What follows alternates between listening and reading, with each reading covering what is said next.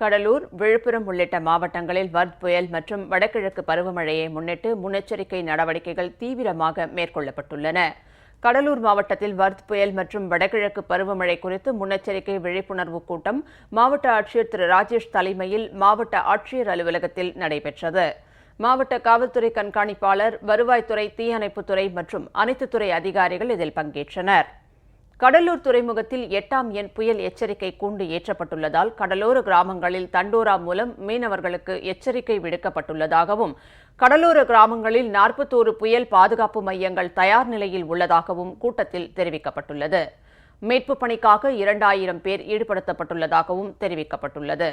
விழுப்புரம் மாவட்டத்தில் வர்த் புயல் எச்சரிக்கையை முன்னிட்டு அனைத்து முன்னெச்சரிக்கை நடவடிக்கைகளும் மேற்கொள்ளப்பட்டு மாவட்ட நிர்வாகம் தயார் நிலையில் உள்ளதாக மாவட்ட ஆட்சியர் தெரிவித்தார்.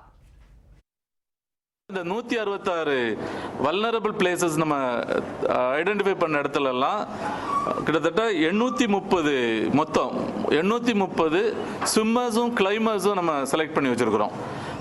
இவங்க தான் அந்த இடத்துக்கு ஃபர்ஸ்ட் ரெஸ்பாண்டர்ஸ் அப்படிங்கிற பேரில் அந்த பகுதியில் ஏதாவது ஒரு பிரச்சனைகள் இருந்துச்சுன்னா உடனடியாக இந்த 830 பேரும் பொதுமக்களுக்கு தேவையான உடனடி உதவிகளை செய்வதற்கு அவர்களுக்கெல்லாம் பயிற்சி எல்லாமே கொடுத்து தயார் நிலையில் வச்சிருக்கிறோம். கிட்டத்தட்ட ஒரு 33 போட்ஸ் தயார் நிலையில் வச்சிருக்கிறோம். சென்னை மெரினா கடற்கரையில் அமைந்துள்ள மறைந்த மாண்புமிகு முதலமைச்சர் அம்மா நினைவிடத்தில் மழையால் தண்ணீர் தேங்காத வண்ணம் மணல் மூட்டைகள் அடுக்கும் பணிகள் மேற்கொள்ளப்பட்டுள்ளன.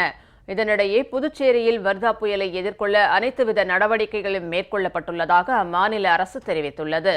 புதுச்சேரி கடற்கரை சாலை உள்ளிட்ட கடலோர பகுதிகளில் வாகனங்கள் செல்ல தடை விதிக்கப்பட்டுள்ளதுடன் சுற்றுலா பயணிகள் பாதுகாப்பான இடங்களுக்கு செல்ல அறிவுறுத்தப்பட்டுள்ளனர்.